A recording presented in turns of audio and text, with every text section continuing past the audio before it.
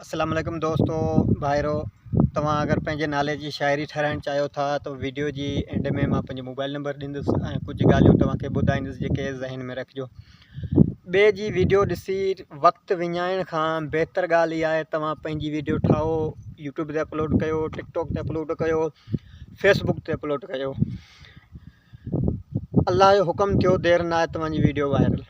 अगरि जेकॾहिं तव्हांजी यूट्यूब ते हिकु वीडियो वायरल थी वञे थी, फ़र्ज़ु कयो 10,000 व्यू अची वञनि था, तव्हांजा सब्सक्राइबर पूरा थी वेंदा आहिनि 1000। ठीकु आहे। ऐं तव्हां पंहिंजी जेतिरी महिनत कंदव, महिनत ते फोकस जेतिरो ॾींदव ओतिरो तव्हांजे लाइ बहितरीनु आहे। ॿी ॻाल्हि इहा आहे जो यूट्यूब ते कमुकारु करण लाइ तव्हांखे अगरि जेकॾहिं तजुर्बो न आहे त तव्हां मूंखां पुछा कयो, इनशा ताला तव्हांखे मां टोटल सम्झाईंदुसि कीअं चैनल ठहंदो आहे, कीअं चैनल वेरीफाई थींदो आहे। ऐं उनखां पोइ सभ खां पहिरीं ॻाल्हि इहा आहे जो गूगल जो पासवर्ड तव्हांखे यादि रखिणो आहे, जीअं तव्हां ॿी मोबाइल में लॉगिन करे सघो था। तव्हां पंहिंजे चैनल ते कमुकारु कंदव त तव्हांजे लाइ बहितरीनु आहे। मां तव्हांखे सभु ॻाल्हियूं सेखारींदुसि, थंबनेल ठाहिणु, लॻाइणु। सभ खां पहिरीं वीडियो में क्वालिटी खां बहितरु हूंदो आहे थंबनेल। सभु को थंबनेल खे ॾिसी उनखे क्लिक कंदो आहे, पोइ अंदरि भले छा खणी न हुजे। थंबनेल जो मक़सदु इहो आहे जो मुंहिंजी शाइरी जे मथां तव्हांखे लॻल नज़र में ईंदो त सिंधी ग़मगीन शाइरी, त इहो तव्हांखे पूरी वीडियो में किथे नज़र कोन ईंदो। इनजो मक़सदु इहो आहे, इहो थंबनेल आहे। इहो अलॻि ठहंदो आहे, अलॻि लॻंदो आहे, इहो किथां लॻंदो आहे, कीअं लॻंदो आहे, कीअं वीडियो अपलोड थींदा आहिनि, त मां तव्हांखे सभु टोटल तरीक़ो ॿुधाईंदुसि त इनशा ताला तव्हांजो फ़ाइदो थी पवंदो। ऐं वीडियो खे लाइक, चैनल खे सब्सक्राइब ज़रूरु कंदा। मां पंहिंजो मोबाइल नंबर ॾींदुसि, तव्हां पंहिंजी जाइज़ी शाइरी ठाराए सघो था। तव्हांखे मां शाइरी ठाहे तव्हांजे मोबाइल नंबर ते मोकिलींदुसि। इहो मोबाइल नंबर मुंहिंजी रिक्वेस्ट आहे त कॉल न कजो, कॉल कंदव त को फ़ाइदो न आहे, कॉल न लॻंदी।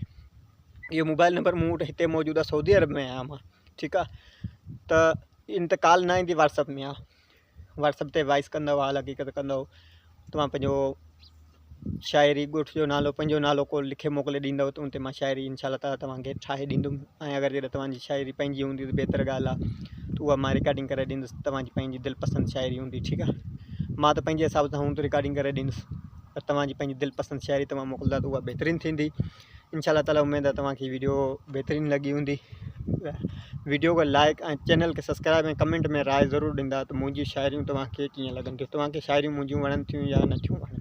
ठीकु आहे। अगरि मुंहिंजी शाइरी तव्हांखे बहितरीनु लॻे त हर शाइरी तव्हांखे डाउनलोड करणी आहे त तव्हां विडमेट में वञी सिंधी ग़मगीन शाइरी माशूक़ शहाणी तव्हां इहो लिखंदव न, सिंधी ज़बान में लिखो, ठीकु आहे, इंग्लिश में न लिखो। मां सिंधी में लिखे छॾियो जीअं त तव्हांखे सर्च करण में बहितरीनु थिए।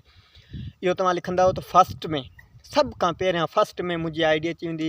हीअ जेका यूट्यूब जी आहे, इहो फ़ोटो अची वेंदो, तव्हां ॾिसी सुञाणे सघो था। उन टाइम तव्हां उनखे क्लिक कंदव, उन में टोटल शाइरियूं अची वेंदियूं, जेका तव्हांजी दिलि पसंदि हुजे सा तव्हां डाउनलोड करे सघो था।